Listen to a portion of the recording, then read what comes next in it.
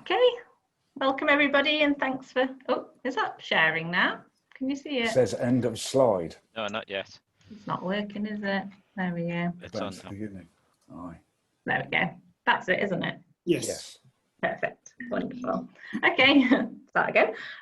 Welcome and thanks for joining us today. And thanks for the opportunity to host us and be here to the Northern Real Farming Conference. And we've got Becky here who is going to kind of just keep an eye on technical issues. So if anybody's got any problems, you can send her a message in the chat and she'll be able to help you out. And also we are recording the session. So if you don't want to appear your face on the film, then keep your camera turned off. That's completely fine. So I'm going to start with some general introductions and just set the context of what we're going to talk about today. Please, we're encouraging everyone to get involved in today's session, and it'd be really great to hear who you are, what's brought you to this session. So if you could just type in the chat this little introduction to yourself, and we'll gather them up and reflect on them as we go throughout the next hour and a bit. So I'm Charlotte Bickler from the Organic Research Centre, and I'm Knowledge Exchange and Policy Manager there. I'm based in West Yorkshire. So ORC is a small independent research charity with a central office in Cirencester, but a team of AE and research staff based around England. And this includes my colleagues Janie and Katie, who are on the video. Maybe they can wave, I don't know if people can see them. And they're joining us today from near Barnard Castle in County Durham and Falmouth in Cornwall. So they're both knowledge exchange practitioners and spend a lot of time working on Agroecology, which is a farmer-facing knowledge exchange platform and network, bringing farmers and researchers together to share practical information on sustainable approaches to agriculture. So Janie's going to be taking notes throughout the session, and as I've already said, please do share who you are and what's brought you here in the chat, and we'll collate all this information up to help us come up with the next steps for what we're going to try and achieve. We'll also review the recording and feed that in. So if you want to say anything at any point, just put a Q in the chat and we'll bring you into the discussion. Katie is going to be checking on the chat, so you can message her directly or just do it a message to everyone and just feed in questions along the way. If you just want to feed it in on the chat, type it in, or if you want to come in, then like I say, put a Q and we'll bring you in at the next opportunity. So we're all here because we're excited about the potential of network building in the north of England, and we want to create an opportunity to increase connections within and between existing communities. But we also want to feed research and KE activities into agroecological food and farming businesses more broadly. So we've got two fantastic facilitators here to help lead the discussion. We've got Amelia, who's on the camera, can give her a wave, yeah. She's a postdoctoral researcher at Newcastle University, and she's recently completed a knowledge transfer partnership with Coastal Grains. So they're a grain cooperative in Northumberland. And this is after her PhD, where she was working to assess the potential of alternative grain production in the northeast. So she hosted a session yesterday, which was all about this, and hopefully you can catch the recording if you weren't there. And Stephen Jacobs, who is also here, was chairing that session. So he's been a key member of the organic movement for some time now, won't say how long, been working in food and farming business. And he's Business Development Manager at Organic Farmers and Growers, or OF&G. They're based in Shropshire, but working across the UK. So he also is the founder and coordinator of the annual Organic Farming Conference and Gathering, which is called OF&G's National Organic Combinable Crops, or NOC for short. So that's who we have here, but we've also got a great team of other people that are working in agroecological food and farming networks already to share their experiences and just look at how we can build upon that. To begin with, I'm going to share some ideas and thoughts of what brought us here and my experiences of working in a particular network, just to kick things off. So whilst I've been attending this conference and also over time, we've been thinking about what organic can bring to the discussions that we're all having about how we can build a better food and farming system. And this is in no way a comprehensive list, or it's just some ideas off the top of my head. But I think it's nice for us to acknowledge that organic has been doing this for some time, and we have lessons that we can learn of things that work and don't work from organic farmers and producers and growers and people working in the food sector and organic. So one example is, I'm not sure if people are aware, but on the topic of GM, this is soon going to be coming back on the agenda as the government has announced a new consultation on genetic engineering. And this might seem like a small issue, but it's something that organic movement's been debating for a long time. They have a clear position on it where the integrity of the cell is respected throughout. And I think it's a neat example of there's a clear position and clear regulatory guidelines around how GM is dealt with in organic. This is just a small example. There's many different themes, but I think that we can see how organic can feed into helping us understand and address current challenges, and that there are many different ways that it can do that. But underlying all this, we all are just interested in how we can create some collective energy, regardless of position on specific issues, and working towards realising the organic principles. And these are the principles that underlie the movement, and something that I feel that many people, regardless of whether they identify as an organic person or not, can get behind. They're outlined by the International Federation of Organic Agriculture Movements, and they're the principle of health, ecology, fairness and care. And this is what I'm interested in us exploring, how we are all working to achieve these principles and how building networks and communities around these principles can help us deliver that ultimate goal of creating a better, fairer food and farming system. So something else that I think will drive a lot of us in our work and our avenues that we are exploring is the idea of agroecology. And this is something that we call to a lot in our work at the Organic Research Centre, and how we can deliver a transition to an agroecological food and farming system. So the idea of this transition, it provides a roadmap of where we can move away from an industrial approach to agriculture and food production to something that is more knowledge intensive, but will create a farming system that's integrated with natural ecosystems. So to facilitate and enable that, we really see these networks as being an important part. And I just want to tell you a quick story about one of the networks I've been working in. So cast your mind back to when things were a bit different and we could all gather in meeting rooms. This is Oxford Real Farming Conference in 2018. And we held a session which was all about exploring how we could develop cereal varieties which are suitable for organic agriculture. So part of the challenges with organic arable production is that varieties are often bred in high input conditions and we don't have the varieties that we need. So we're looking at alternative grains, such as the work that Amelia does, but also how we can breed for organic. So back in 2018, we were calling on different members of the organic community to explore this challenge. ORC have been working for some time on the use of populations to address this. We had Andrew Trump there, the third person along on the panel, who leads the Organic Arable Grain Cooperative. And Mark Lee, a farmer from Shropshire, talking about his experiences of growing different cereals. And then we also invited John Miles, who's second along from KWS.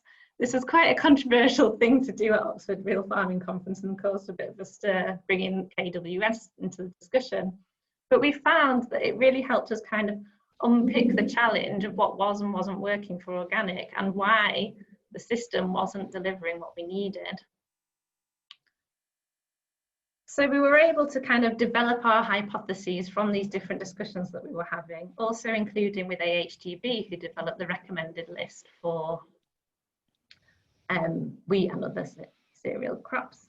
And we set on 3 main principles or hypotheses which we wanted to test with our networks. That was that performance in the field, you don't get the same result when you're farming an organic system versus a conventional system, and the breeders do need to recognise that. Depending when you're testing, if you do it in a plot scale or a field scale, you'll also see different results. And also organic systems, the variability is higher because we have fewer tools that we can use to control the environment, for example, nitrogen or agrochemicals to control pests. So based on these ideas, we thought, well, how can we tackle this? And we realized that what we really wanted to do was take these varieties out onto farms and tackle them in real farming systems. So we designed a collective experiment within a group of farmers who were interested in finding the best, in this case, wheat for their farms. And we had a reasonably complex design where we had different varieties all represented on different farms. But the main thing was that farmers were drilling the varieties on their own farm in strip scale, and we could then compare all the varieties but get real life results of how the variety performed on an organic farm. And this was really interesting because it hadn't been done before. AHGB's recommended list isn't delivering this type of information. Not only is it not doing it in low input conditions, it's not doing it at farm scale. And as we can see from our original hypothesis, it doesn't deliver what we need to know. So when we got the strips out on the farm, we could really begin to see the differences in these varieties and understand what the farmers were looking for in the field. So at the field scale, we were really able to unpick those differences in terms of environment and management, and unpick what the different farmers were doing and how it was delivering different results in terms of the final product. And then we were able to bring all this data together through the original design and getting that network of farmers all working together, and really find some interesting results that we could translate beyond the scope of the trial. We could give the farmer an individual result for how things worked on their farm, but also something that was bigger than the sum of its parts, and we could begin to identify some general hypotheses. We could observe, for example, the classic trade-off between yield and protein, but also we managed to unpick that, for example, on the bottom graph, that some farms were consistently higher yielding and giving higher quality in terms of protein results. So that's interesting because some of these farmers were saying, oh, I don't think that I get very high yields, so I'll go for a high quality wheat on the recommended list, but actually maybe they should be thinking about doing the opposite. So by combining everyone's data together, we were able to get kind of generalizable results which were interesting for the individual farmers and hopefully beyond. So we can really begin to understand these real world interactions and generate robust results at the same time. And we've had great engagement, and farmers have, from being in that network, changed their practices. They've looked at the data, we've all looked at the data together, and the network's expanding. So this year we had 15 farms, and we began to test lots of different things about the management, different types of wheat and different sowing schemes. It was a little bit crazy in 2019 in terms of drilling, so we ended up with quite a lot of combinations, but because we had that initial design, we were able to still bring together all the different farms data and compare the results. So that's one of my experiences of working with a network, and just seeing how bringing people together can kind of deliver results more broadly, but how that original kind of organic challenge led to much wider implications and information. And the network has been funded by DEFRA now to keep moving forward. We've got both organic and conventional farmers in the network working together to explore these challenges of matching the right varieties to their individual farms' environmental conditions and management systems. And this year we've got 24 varieties being tested and 16 farmers on board. So now we're just going to open it up to you all, and we're interested in hearing all of your experiences working as part of networks in organic food and farming and beyond, and exploring how we can facilitate action to kind of address the challenges that we face and just build a movement around organic and agroecological farming. So we've got some discussion questions that we've designed, and they're here on this slide. And Stephen and Amelia are going to bring people into the discussion. But also, like I said before, if you've got any questions or comments, you just come in on the chat and we'll bring it in. So before I move on to Stephen and Amelia, I just wanted to check, has there been any questions so far? Katie, I haven't been keeping an eye as I've been doing my presentation, but not yet, but lots of really interesting introductions. Yeah, thanks. So without further ado, I'll pass over to Amelia, and it'd be great to hear more about your experiences working as part of a network in participatory research trials, but also what you saw as the challenges to then realising your research results in food and farming business terms during your knowledge transfer partnership. And then we'll bring in all your comments as we go. Great, thanks. So I've recently finished working on a project with a grain storage cooperative. So as far as farming networks that already exist in the north, this Coastal Grains, a grain storage cooperative, is a farming network that's designed to fulfill a very specific purpose, to dry and store and then ultimately market grain. And then I've done some farmer participatory research that was very much driven by research questions already designed by a research project. So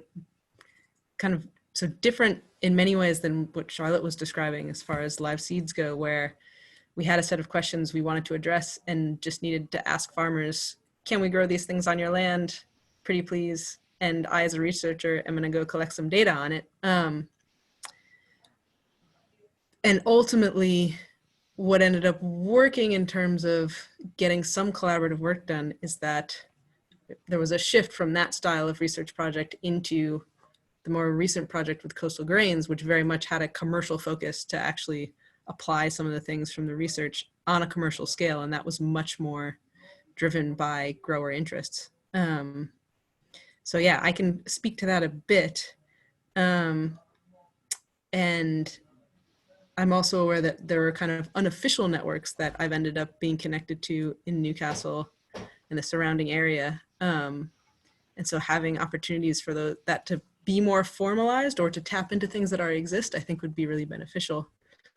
And I know Stephen will also end up talking about his experience and introducing some folks, but I in particular just want to mention some people that I invited here from kind of my Northeast networking experience. So that's Kate Gascoigne, who is with the Farmer Network based in Cumbria. And I know people have been introducing themselves in the chat as well, but Kate has a lot of experience working with growers in Cumbria and has also been involved in some outreach work with Newcastle University in the past, which I think is valuable to this conversation. And then we'll also have Andrew Wilkinson of Gilchester's Organics.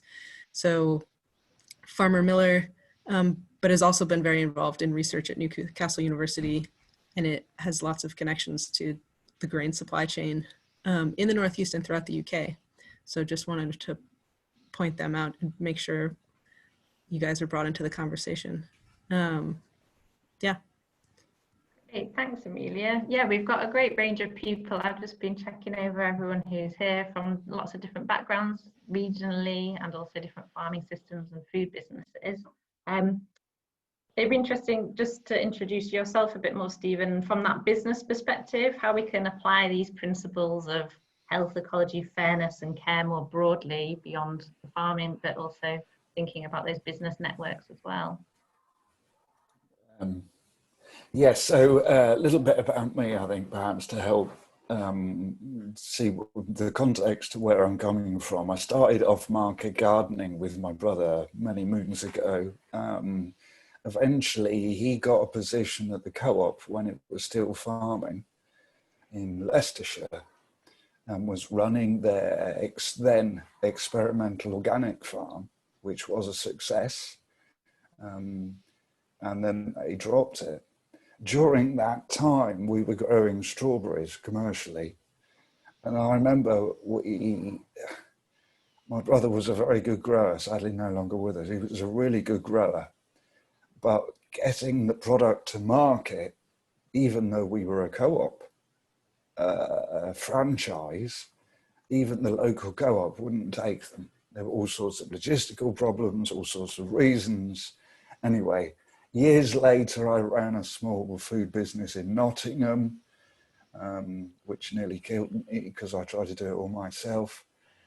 And now, many years later, I'm looking at how all those different experiences that a lot of people here will already be going through or have gone through are perhaps best addressed if we look at where the blockages are, but also where we can work better together.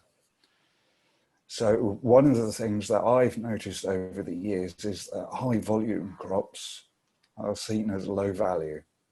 So for instance, cereals, grains and pulses particularly are now in such a situation in this country where we have such a centralized distribution system that we have a massive bridge to get across to move away from high volume.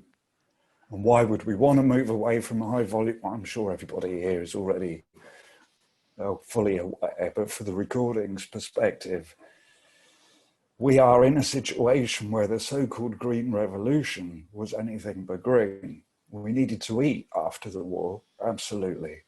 But in taking on high yielding varieties, they needed high input farming systems. And those systems are now very widely recognized as being, unfortunately, ecologically unsustainable.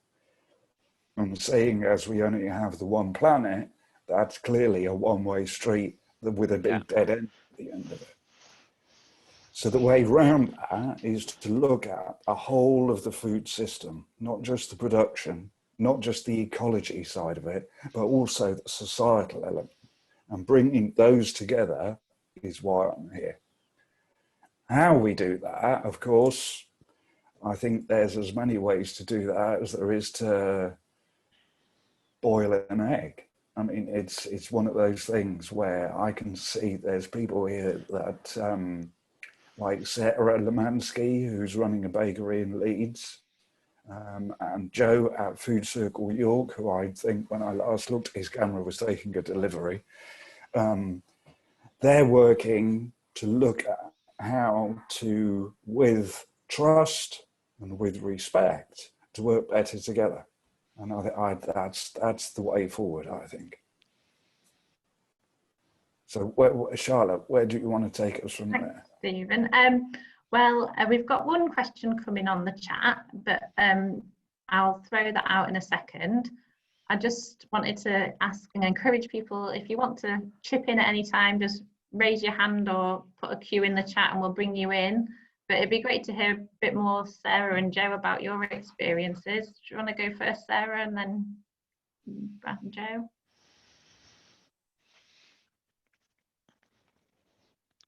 Oh, Sarah, you're muted. Can you hear me now? Yeah. So I'm Sarah. I run a bakery in Leeds, and I've been a baker probably for about 7 years now, but the new iteration of my bakery has only been going for just over a year. Its main focus is on producing sourdough bread and like an array of more whole grain cakes and pastries, really using only UK grown stone ground flour and whole grains.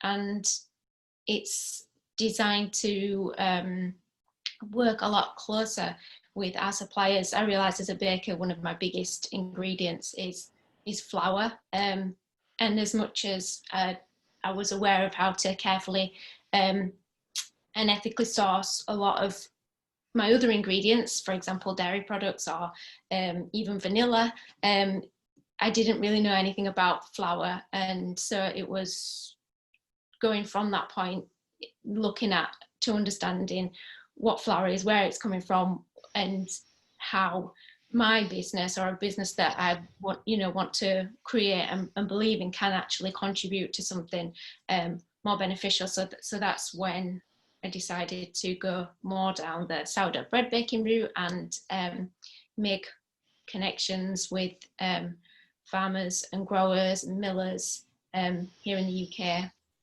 And through that, along that way, I've sort of met Joe and Stephen and Andrew and various other people. And it's a real sort of, it's really a movement that's sort of gaining a lot of traction right now amongst bakers.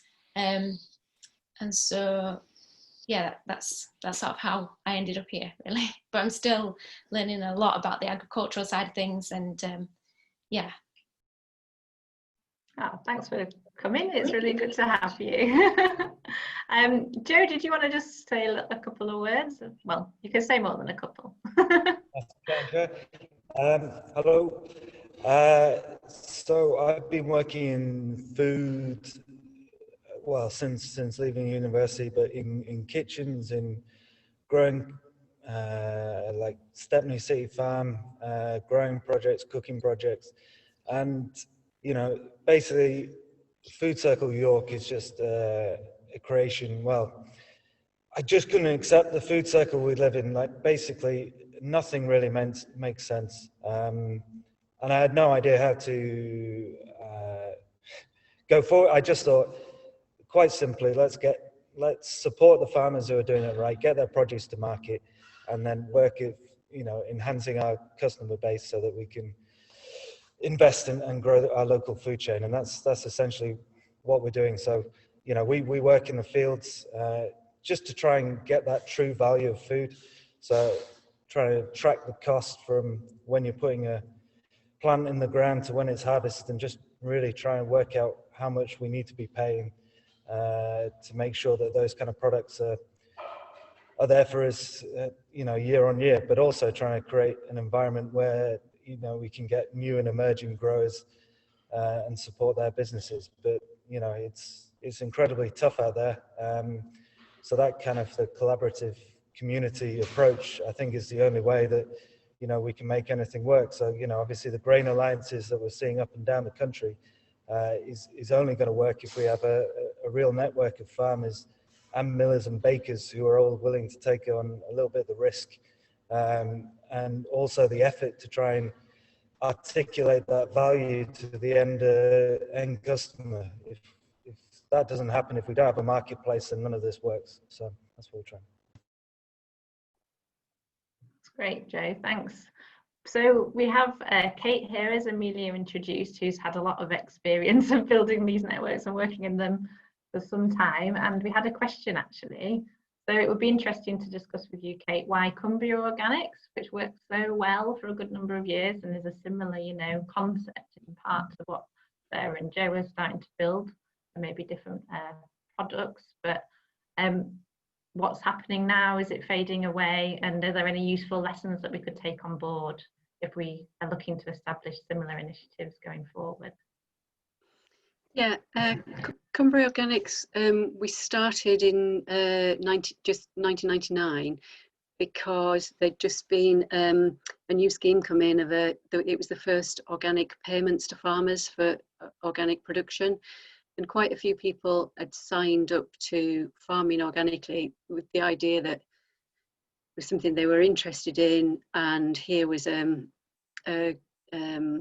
subsidy payment to help them to do that. But then, because there hadn't been any sort of medium or large scale farming in Cumbria organically, people were really nervous about it, because they didn't really know whether crops were going to grow, or mainly the grass was going to grow without nitrogen, and how on earth were they going to market this product that didn't seem to have much of a local market.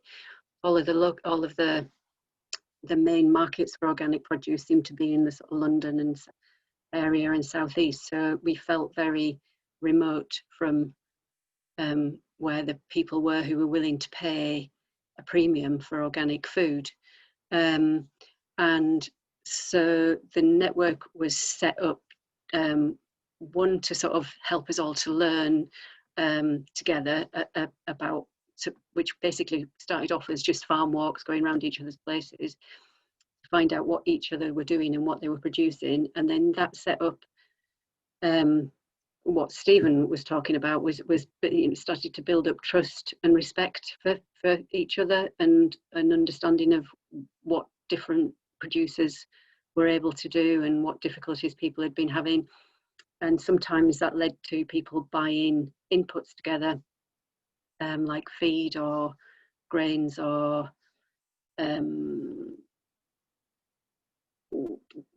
things like an abattoir license, so that when you took your animals to the abattoir, they would have they would be able to the organic label. And also it was a really good sort of social network as well, because, as you know, and I think as somebody said on one of these previous sessions, the value of something like the Northern Real Farming Conference is that you get a chance to meet people who are doing similar things to you, and you don't feel so isolated. So I know quite a few of us went down to the conferences, in the organic conferences, just to meet other people who were doing similar, what seemed like fairly, daft things, because most people were seen as a bit daft and a bit sort of radical for farming organically, when most of their neighbours were not interested in that kind of thing at that time.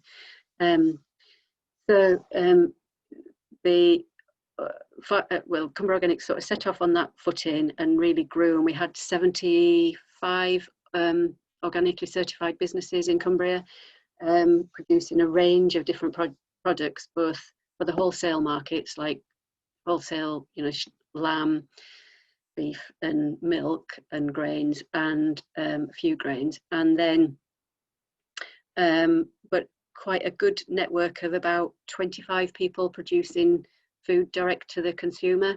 So because foot and mouth hit soon after we'd really got going, it was quite lucky really that it wasn't lucky at all, but in a way it made people more aware of farming, and there were some regeneration grants and things available, so we sort of tapped into those and organised projects that helped us to promote to consumers, and particularly in schools and shows and events and things, and for the direct selling businesses, and then also just raising awareness generally amongst other farmers and other organisations about what was involved in organic farming. So that was the first sort of 5 or 6 years, and then when the recession hit in 2008-9, a lot of people lost their wholesale markets, and organic sort of went down the list on the shopping list, and so quite a few of the bigger producers stopped producing, and in fact that made us really aware of what a valuable network we had, because when a few people drop out, especially people who might have been producing feed or providing markets or channels to markets, then the whole thing quickly, the value of the network really deteriorated, but what's left are some bones of some really strong organic producers who are selling direct, and we've still got 7 or 8 of those. And then I think there's about 20 wholesale milk and other wholesale producers in Cumbria who are supplying into national markets. So I think Bill's question about why is it declining lately, part of it was because of that drop in the market then, but also once people got to know each other and had set up their trust and their marketing links, they didn't need a sort of formal body to be able to, you know, to continue to do that. So my learning points from it are, it was the right thing in the right place at the right time for a lot of different reasons, and there just happened to be a group of people who had various skills that could and were willing to tackle all of those different elements, from consumer awareness to, you know, the challenging the organic regulations on keeping pigs outdoors all year round, or other challenges that we had in Cumbria, and that just made it work, basically. So yeah, it's like, and I think at the moment there is another one of those kind of flurries of interest, both from consumers and farmers. So it's like building on that while you've got that energy and new generations of people who are willing to take things on and make things happen. So I think it's good timing now. And everybody does it in their different ways, don't they? You know, we've got a few generations of organic farmers now. People in Cumbria remember Anna and Nick Jones at the watermill and Andrew Whitley at the bakery, which is where I do the smallholding. They started in, I think, 1975, trying to do just what you've been talking about with the baking networks and the developing local British grown grains and milling them and selling it locally. So it has been done before, but I think in a way it's really exciting for me to see such a lot of new and young people really interested. And I think the marketplace is different now. There's a lot more education about what organic is and what sustainable farming is all about. And I think I just say, let's go for it, and, you know, build on what's there now. That's really nice to hear. It's really interesting to get that kind of long-term perspective as well, and how things have kind of been these waves of different challenges along the way. But like, it's nice to think that we're at another peak of a wave and we could get something moving now. Yeah, and each time it happens, you get more things in place. You lose things as well, but you do get more things in place. Yeah. There's Rod has put in the chat that he really appreciated Cumbria Organic, good social and learning, helpful for marketing my apples. I missed that now. That's interesting, Rod, because I know that you're very well connected. So to hear that, and what you just said, Kate, that you gain stuff with each iteration, but we lose stuff too, don't we? Yeah. Mm-hmm. We've got Simon Hare here as well. I know he's kind of running a kind of short supply direct sales with his farm business, and it'd be great, Simon, if you wanted to come off mute and tell us a bit about your experiences reflecting on kind of some of the stuff Kate's already brought in terms of that value of those, having the markets and also working with other people locally. Yeah, obviously we're like livestock farm. Yeah, sorry, do you want to give yourself a quick introduction, because I didn't do a very good one there. Thanks. Yeah, obviously we're a livestock farm just in Newcastle, County Durham. Obviously all grassland. We've got suckler beef and pigs. Obviously our organic and pasture for life. So yeah, obviously we're lucky we have an organic shop just next door to us that we can work with, and obviously probably a third of the beef goes through there.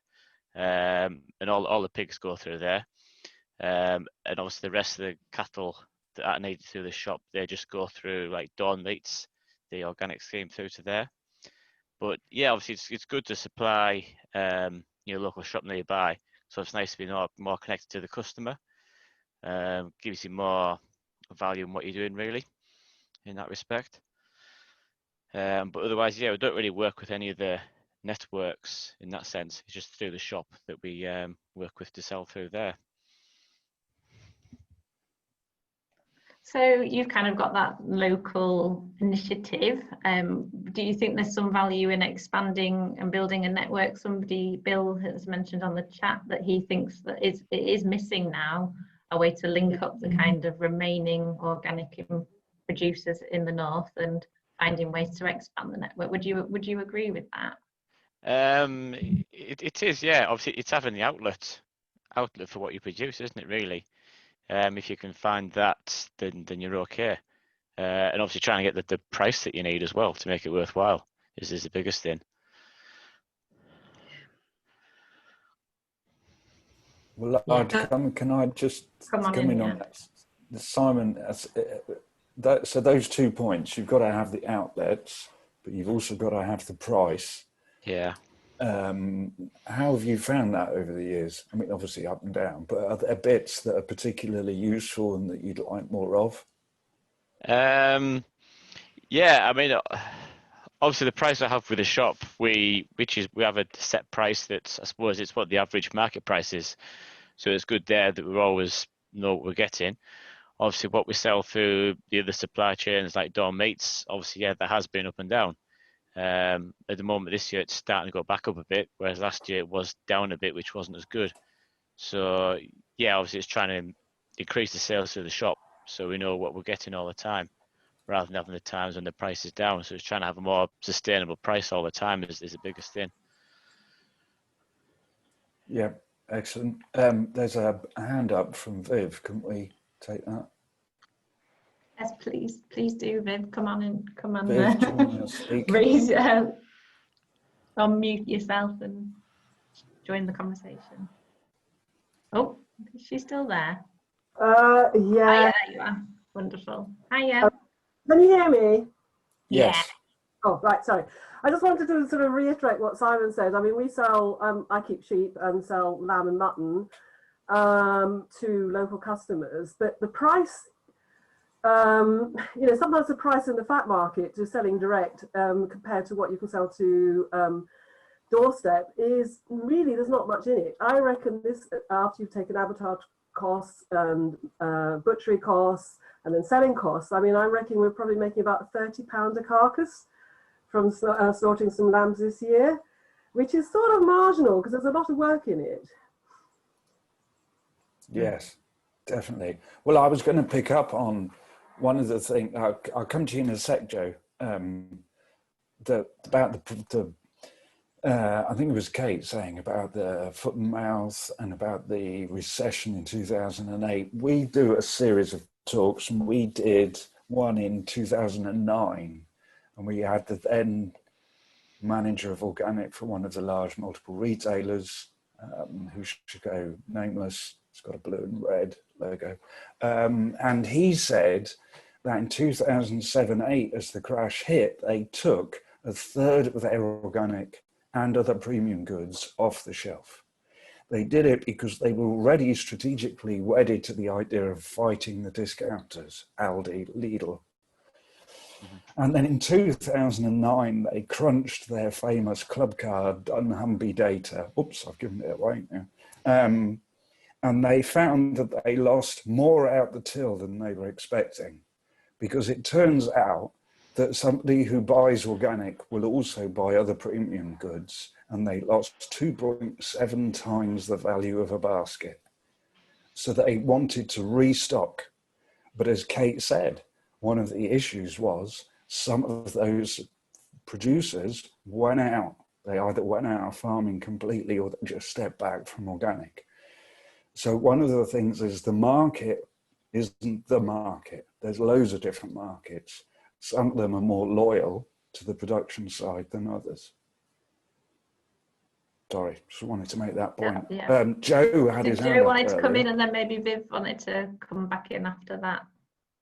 Yeah, it's just that idea of selling direct to wholesale. I think, especially on the meat side, that point of death to get it to the customer is massive in terms of financial going towards that. So I think our meat producers anyway just naturally thought that they got a better margin selling direct. But when Corona hit, I think obviously they had to change their market, and they were looking at the costings. They actually found, like, if you find the right person, the right ethical middleman, in fact, just giving that whole responsibility to them is actually the most cost effective and time effective, to be honest. I just think if you're working on your own, there's just not enough time. And I think, yeah, it's that ground for the ethical middleman, which is required. It's like Sarah as a baker. If the farmer knows and the miller knows that Sarah will take, you know, a certain tonnage a year, then that's something you can work on. Working with a retail market, which is incredibly fickle, is to be honest, it's just hard work. So finding those people who are willing to work with you and do the promotional and the message and all that side of the business, I think is what we really need to start building on.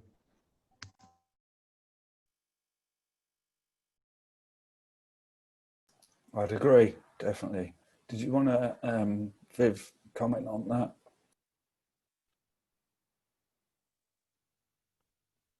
Can't hear you, Viv, but it's not muted. Oh. Well, while Viv's... We can't hear you. Maybe if you type in the chat, then we could get it that way. Bill put in, if we want to build a genuine agroecological network for the North, we need to develop shorter food chains that don't line the winter supermarkets, which I completely agree. I wonder, Sarah, can I ask you, just put you on the spot here, Joe cited you there, so I can. How did you, at what point, you must have come to a point as a baker, so you're a sole trader, I take it. You're a baker, you're looking at, your customers are enjoying your product, but you started to think more about sourcing. At what point did you then go, right, I need to really work on this? And how did you find that? Was it straightforward? Was it not? You're muted, by the way. It was kind of a realization that I'd done all maybe that I wanted to achieve with the bakery as it was, and I began to question what the wider impact of it was, or I guess what the point in a way of it was. Like, I was well aware that you know, I had a loyal customer base that enjoyed what we produced, but I just thought if we were able to captivate an audience like that, we might as well use it as a means of doing something better, you know, making more of a contribution, or opening up conversation about food and where it comes from and how it's produced.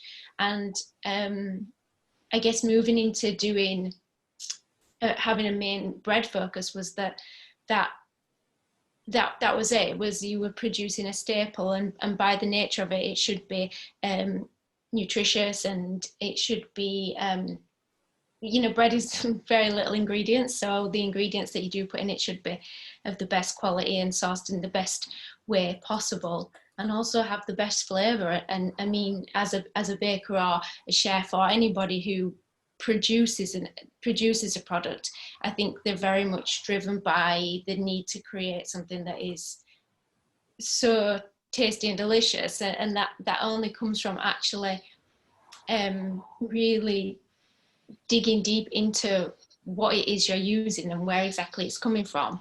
And we all know that there's so much flavour in or so much better flavour in well produced and well grown ingredients. So I think that was kind of like the moment at which it made sense to really start developing relationships with other people who were doing a similar thing in other parts of the country, and also looking in our local area and just trying to connect with farmers in a way that I'd not previously even thought of. I didn't see baking as an agricultural act until then, and then all of a sudden it was very clear that it was, especially if I was making a staple product that is the centre of people's, well, one of the major parts of people's diets.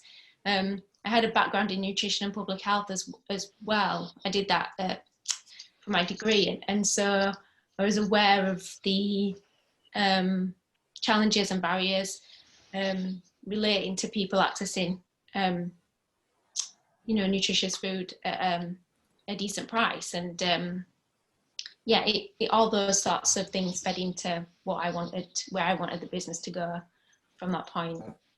That's excellent. And I would underline what Bill Grayson's just put into the chat. You shouldn't underplay the skills of a good baker. Having tried and failed myself, I agree.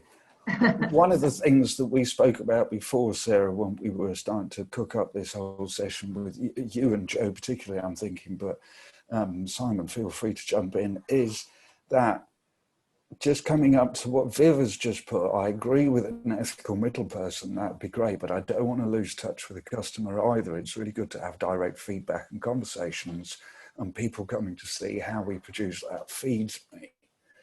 Yeah. I would think that you guys are the same, and that I think you were saying that in this sort of Northern Grain Alliance, or whatever you're calling it, that you've had meetings at each other's workplaces. And is that a way to sort of address what Viv's saying, that you could include the customer? Yeah, definitely. I think we're in the very early stages of what we call the Yorkshire Grain Alliance that we're trying to establish, and we've kind of, I don't know whether it was like subconsciously or like naturally, it's focused. We started out at the mill with at Worsborough Mill.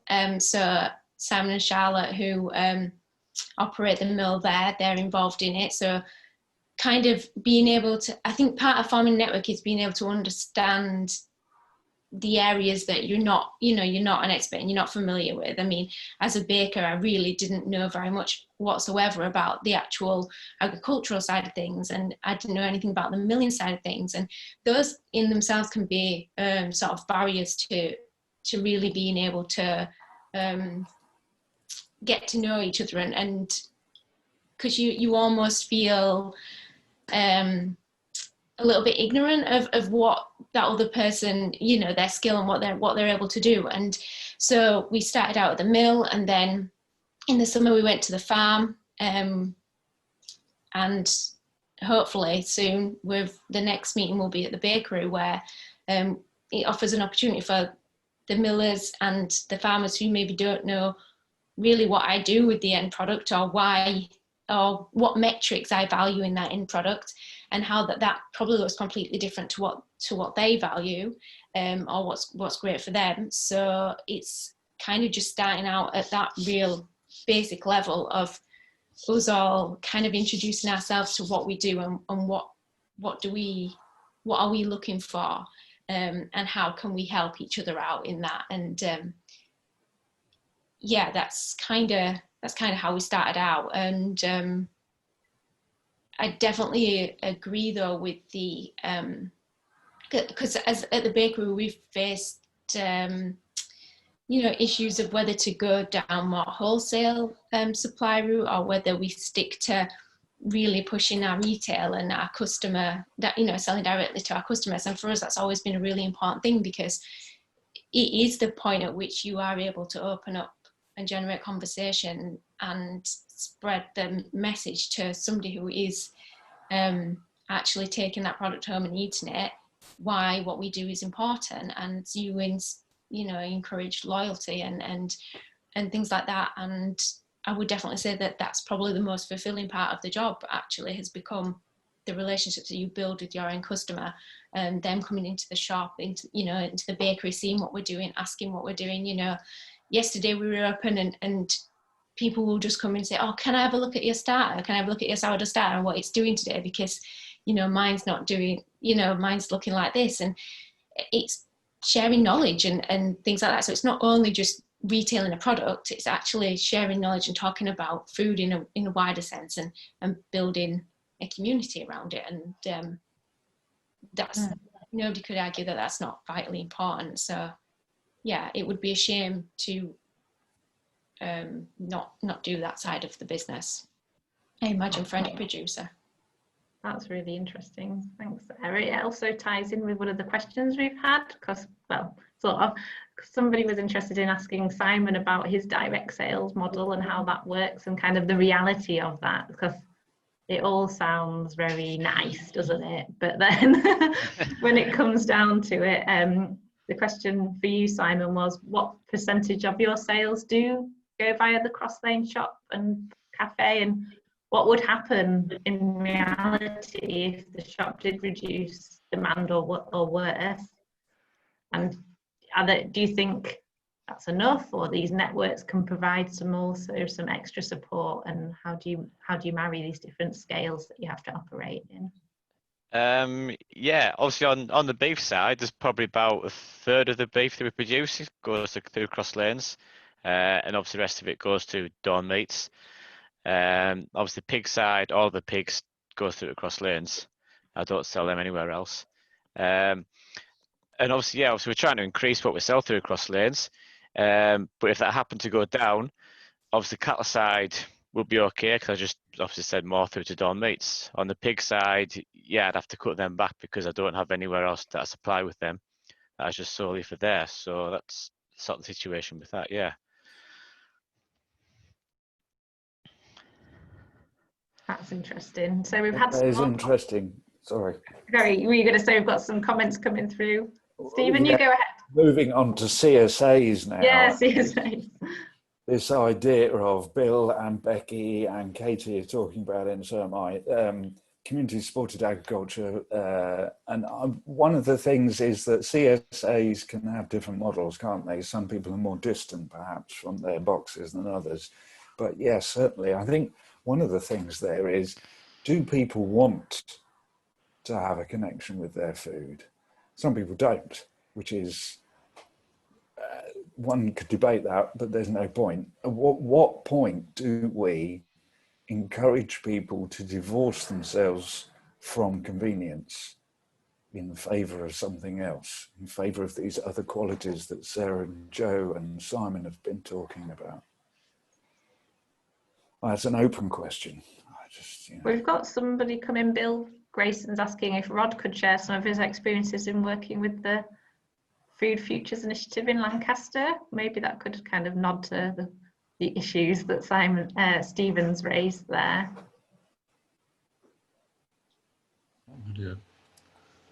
Yeah, I mean, Food Futures for Lancaster's really worked well at bringing different organisations together. It's brought the hospitals involved, the councils involved, it's a really good, strong group of people. I mean, just the number of people who've got involved to put this conference on is just amazing. But at the moment we've had before COVID, we had a quarterly market that sort of helped people sell stuff locally. But it hadn't really got to the point where what we really would like to do is try and get some outlet where we can bring in more of the local consumers, local producers, and sell locally. And not just organic, but people going in the organic direction. And I think that's important, is to help people towards the organic, not necessarily be organic. I mean, all the pasture-fed livestock who are moving in that direction.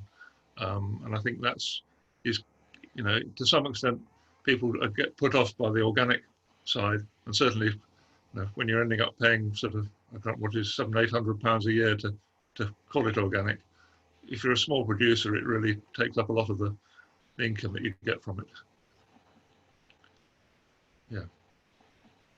Thanks. That's interesting. On the certification thing, there is, as I work for a certifier, I can say that I'm very keen on looking at participatory guarantee systems or schemes.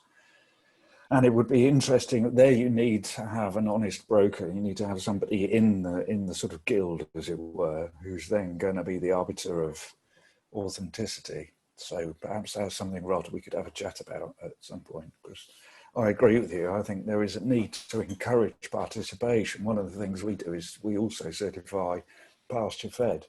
And I agree. I think the pasture fed thing is an excellent example. Are there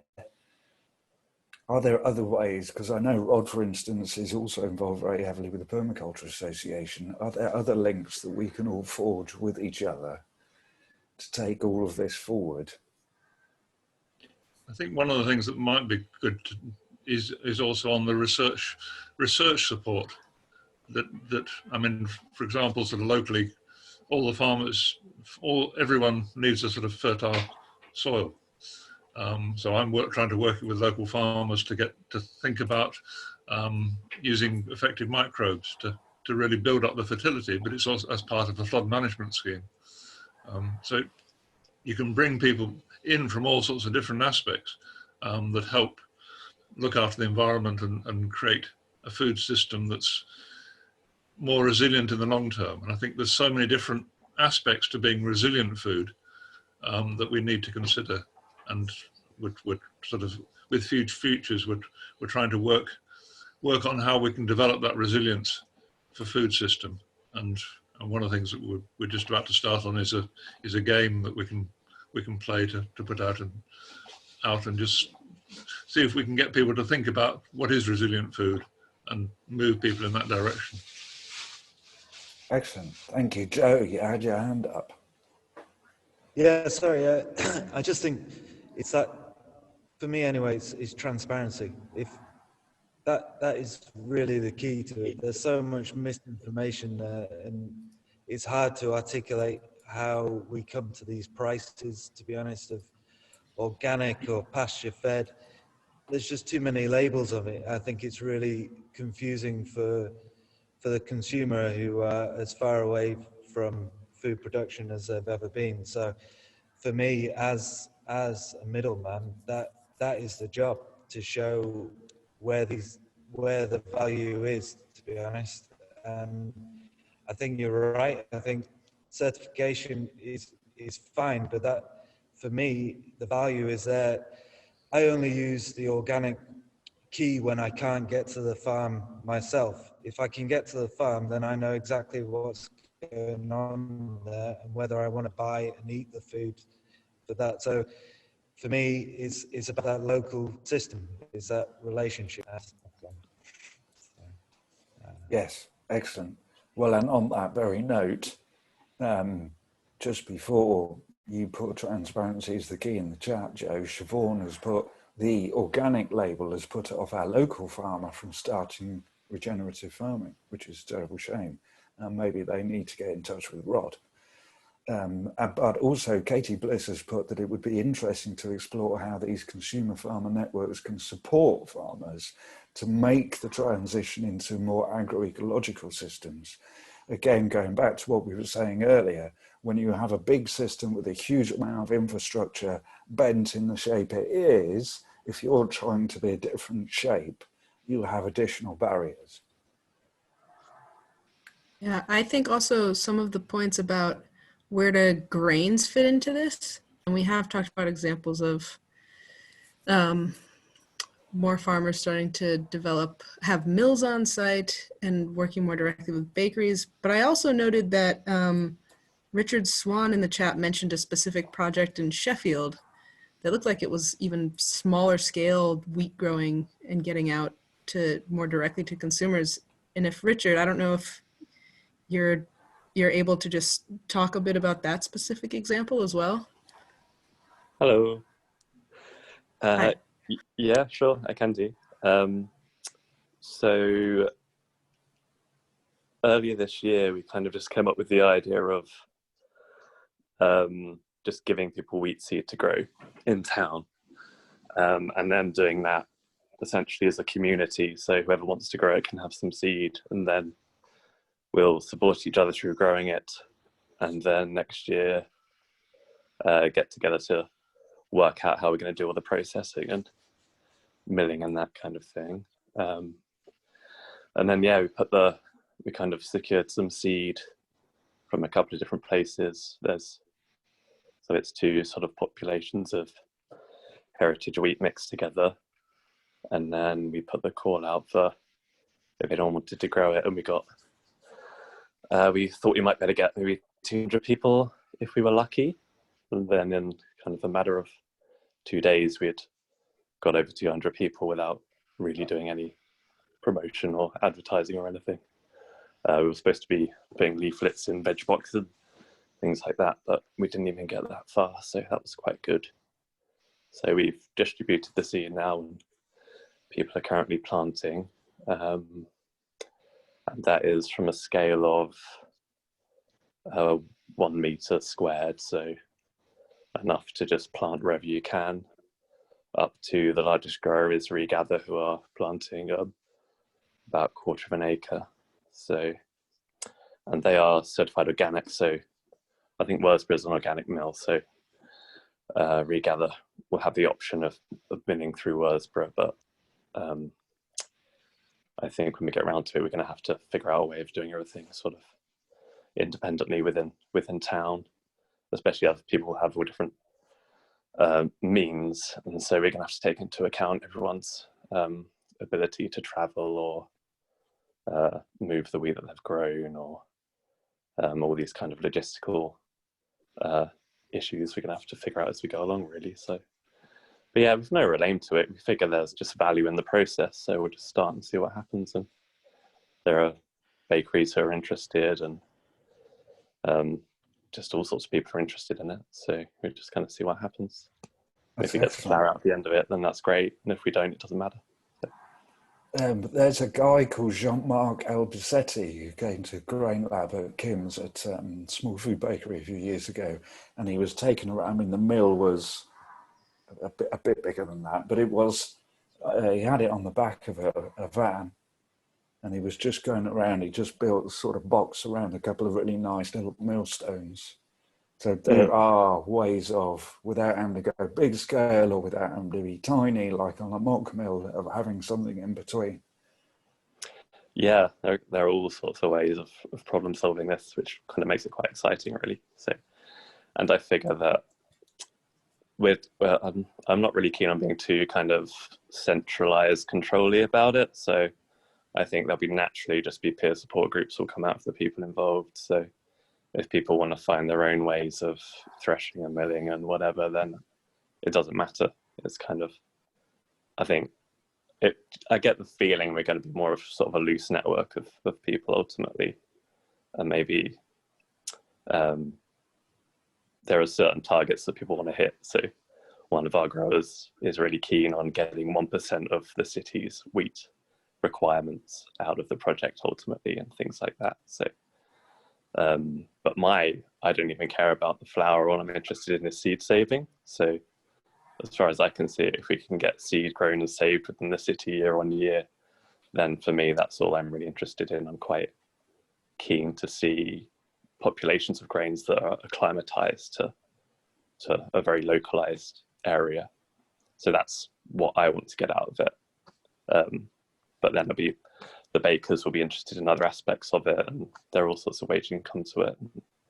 I'm interested in, because I work in the industrial potato industry, so I'm interested in looking at the opposite of that, which is more small scale regenerative practice. So different growing methods I'm interested in as well, but anything beyond the milling stage, I don't really care. Yes, I know the feeling. Yeah. We've looked at a lot of these things over the years through the Grain Lab and various other networks, and I'll put a link in the chat. There's a guy up the road from here, Mark Lee, who's taken that to a fine art, growing all sorts of different crops. He's part of, Charlotte mentioned at the top of this, the Live Wheat program. He's part of that. And I think one of the things that, talking about grains and the CSAs, Liz Charles put in that there was talk of a CSA for grain was tried, but she wasn't sure if it was successful. There is one. I'm involved with a non-organic farmer called John Cherry, who's doing one. And it's had a bumpy little road, let's put it that way. One of the problems with grain, of course, is that if you're selling little bits of grain, what do? Do you get it milled and then sell the bits of flour? Do you go straight to a baker like Sarah? So I think what I'd really like to see, and this is something that Ann Barber in America has talked about, is networks that buy and sell a whole crop rotation. Brings in some of the kind of questions that have been coming in or comments about kind of how do we build a network. So in the last kind of part of the session, we were hoping to kind of think about how would we see a collaborative network forming, and we've kind of got these local scale initiatives, but also thinking about wider across the north. And something else that Liz mentioned in her comment was how they'd looked at the challenges of building CSAs in the north, in the northeast in particular. And it'd be interesting. Are you happy? Liz, are you still here? Would you be happy to comment on that and just about this kind of question around how we might build something for the north, or what scale that might happen at, and what might be those barriers? Sure, I'm qualified to do that at the moment. It was when I was looking into this in a lot of detail. It's quite a long time ago now, so I'm not really up to date. It was just interesting at the time to be looking at why at the time, and as I say, I'm really sort of a bit out of date with things now with CSA, but it was, well, I'm in County Durham, and if you look to map of England, sort of, I think CSA and other similar projects like that were called at the time alternative food networks, if you mapped them over the country, there was sort of a bit of a black hole in the northeast, and the blackest of the whole was in County Durham, I think, because there were some things going on in Northumberland and Yorkshire and Cumbria. So it was interesting to try and think about why that might be, and a little speculative, but I do think some of our past industrial history and the sort of the cultural norms and things that has produced has led to as lagging behind in some of the thinking that encourages people to be more interested in where the food comes from and those sort of issues. And the fact that we are still, we still don't perform very well economically, I do think that does have an impact, because if people are struggling just to live day to day, then where the food comes from just doesn't rate very highly in their list of priorities. So because I think sometimes, especially events like this, we talk to people like us all the time, and we can get the impression that there's a lot more support and there is a lot of interest, but we can forget that the majority of people are still out there and maybe certainly don't share the same values or have the same understandings as we do. So, and of course, what we really need is for this to become mainstream, and for us not to be on the margins, but to be the mainstream. And I think there are lots of positive signs certainly around the country. I was rather hoping that the coronavirus might have had a bit more of a positive effect, because people did have to change so many things, and it certainly made a lot of people think about food. And so I think we're in very interesting times. I think because we're in a time of flux and change, that there's loads of potential. So anything like maybe, and one thing a Northern Organic Network or Agroecological Organic Network might do is raise the profile of these issues, get more publicity, more PR, get it discussed more often, get on the radio, get on the local radio, get in the local press, all these things. Anything we can do to actually to start raising these issues and linking them to current circumstances as well, and how it can affect people, and how it can be more stable and provide healthier and more accessible food. Some great stuff in one of the sessions, research by Gillian, can't remember her second name now, but at Newcastle University about Butler, thank you. Yes, Gillian that's Butler. it. Yeah. Yes, and how the differences in the healthiness of meat from different systems. That was, I don't think she's published it yet, but really, really interesting. How conservation grade beef, for example, comes out much better in terms of better fats, better omega. Can I just interrupt, Charlotte? It's not conservation grade, it's conservation grazed. Yes, sorry, that's what I meant, yes. Okay. Quite right. No, it's good to get the terminology correct. It is, yes. Sorry, I'm sort of sat in the sun here, feeling very tired. Oh, well, you're lucky you got the sun on you. Nice, yeah. I've got my video on and I'm sort of half dropping off. No, I think what you've raised is live and say something is a bit challenging. I'm sorry, I put you in the spotlight. It was really, I think it was really, really important to bring that in though. And I thought it was a yit thing. Oh, sorry. Did somebody else say something? Oh. That's just because there's two of us in the same room and one of us is participating in a different meeting. Ah, right. I was unmuted. I was like, ooh, an echo. But, Amelia, you've taken online conferencing to a whole nother level. I'm getting a headache.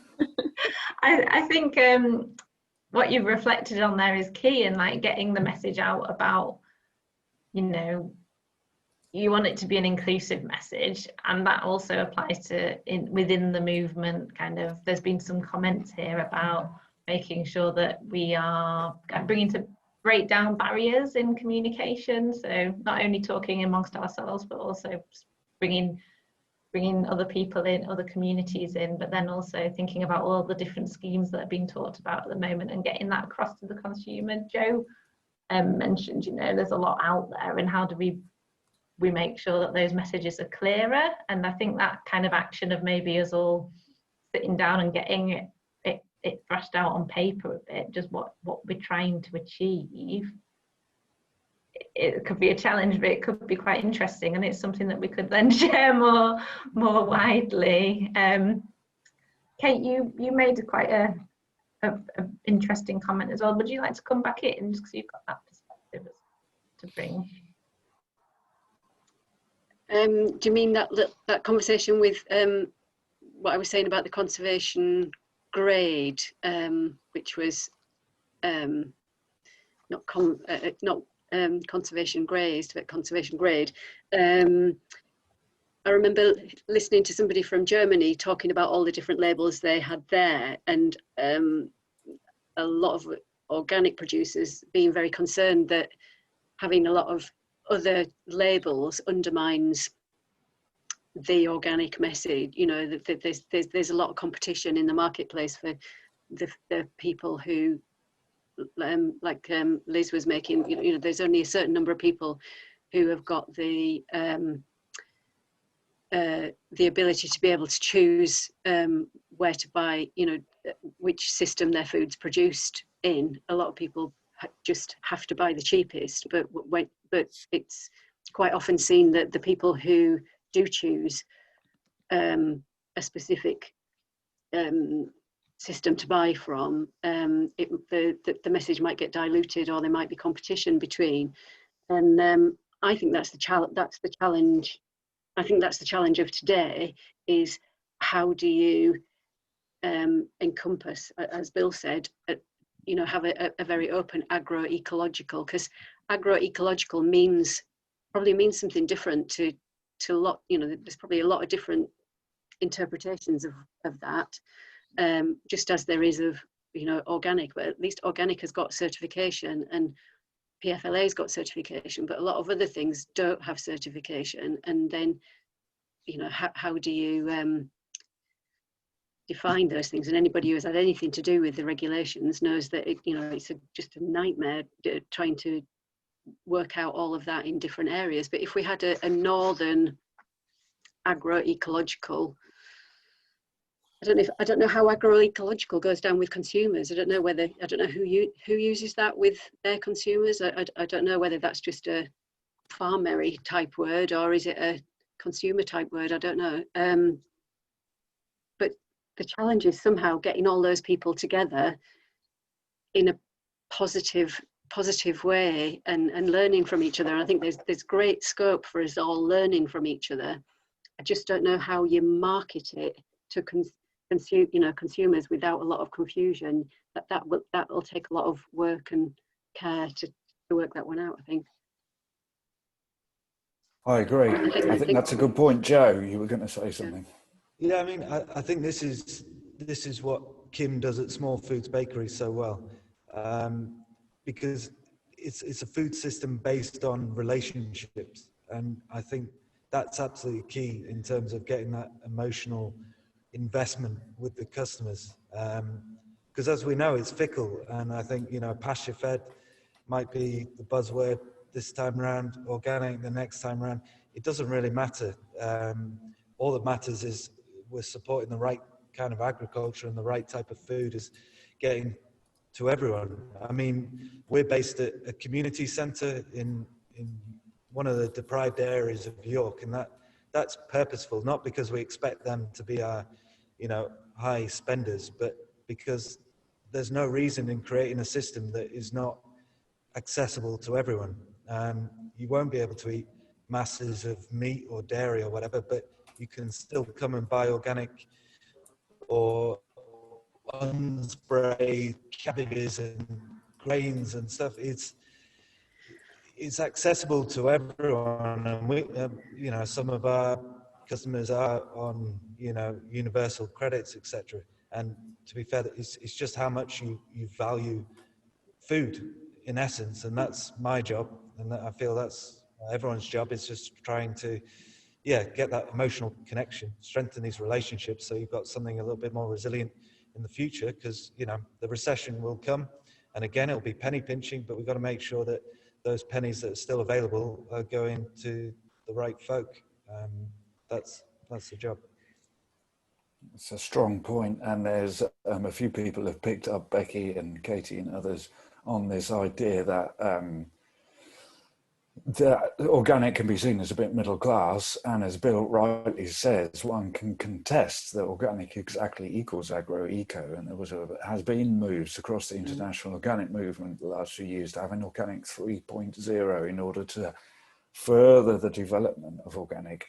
In organic's favour, defence rather, I would say that it's reached nearly £100 billion worth of trade, and has been in recognised existence for 60 years. So something's working. It's perhaps working a bit better in Germany, for instance, than it is here, and the why and how that is could be examined. But one of the things we're seeing the success of is businesses like Joe's, like Sarah's, like Simon's, and perhaps we build from there.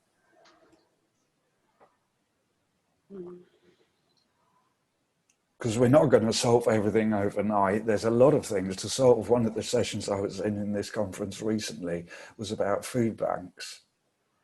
And this idea that food banks are taking the throat away from the supermarkets, which makes the supermarkets feel good. But ultimately, the problem isn't that food's too expensive, it's that wages are too low. It's that some people in society have so much more money than the rest of us that it starts to become difficult to quantify in your head. So how do we give people more access to better food? Joe? I mean, that's it for me, to be honest. Anyway, working in the community centre, that is what I'm associated with all the time, food waste and food poverty. And I think I find third sector food organisations are often, they're often making my job a lot harder, to be quite honest. Policies tend to be quite short-sighted and short-term, and I don't know if unfortunately, if the story doesn't sell that well, as in if you're not feeding the most deprived in the communities or minorities, or if you're not, if like my mission statement is incredibly long-term, I can't really show massive impacts just yet. I think, some things are working, right? But it's not a story that you can just jump in and out of. This is an ongoing dialogue that we're trying to have. And I think for the most part, including funders, that's not kind of what they're looking for. They want those, short-term wins, let's say. But I think you're right. We've got to progress the conversation, and I think the organics, the regenerative farmers have got a massive part to play in terms of feeding everyone, not just those who can afford it and those who are switched on. It's just how do we communicate that in a way that doesn't seem like patronizing and, inaccessible. And I honestly, I believe it's possible. I don't think the price margins out there are completely inconceivable for the vast majority in society. Again, it's how we do it. You have to be smart, eh? But Oh, Joe, you've done like a perfect sum up for me, taking it out of my hands. That was very nice. So something that's come up on the chat, and I think might be a way to maybe wrap up somewhat, because I don't think we're going to figure it all out just now.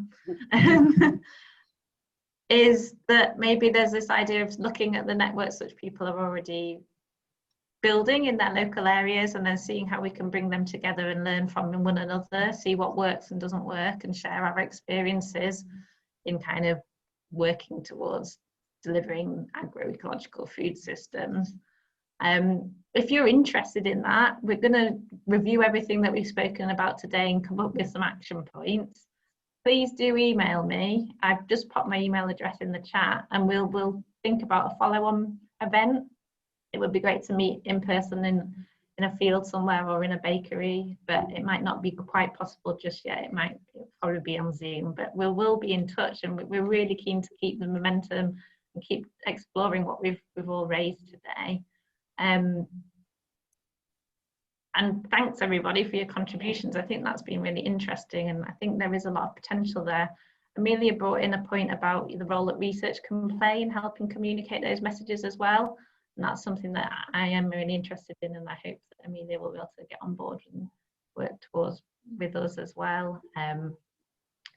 We're thinking that maybe after this, if anybody wants to carry on the conversation, we'll stay on the line and just have a quick debrief, but there's no obligation, and we will be in touch. But please do send me your email addresses, because I don't have any way of knowing who has attended the session otherwise.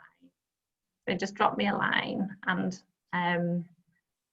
yeah, if anybody else has got any kind of salient wrapping up points that they'd just like to throw in now, that'd be great. Stephen, Amelia? Yeah, it was great. Thank you, everybody. I'd like to see this happen again and again and again and again. And maybe even physically distanced if necessary, that we do it at Sarah's Bakery and we can eat. Yeah, you're all welcome. You're all completely welcome. It's quite a big space. We could socially distance. There you go. Oh, that sounds great. Thank you so much. Thanks for joining us. It's really great. Amelia, did you want to say anything just as we're wrapping up? No, it just seems like it's a good beginning. Oh, great. Oh, we definitely will be able to meet at some point. So we'll keep momentum up and do get in touch. Thanks, everybody.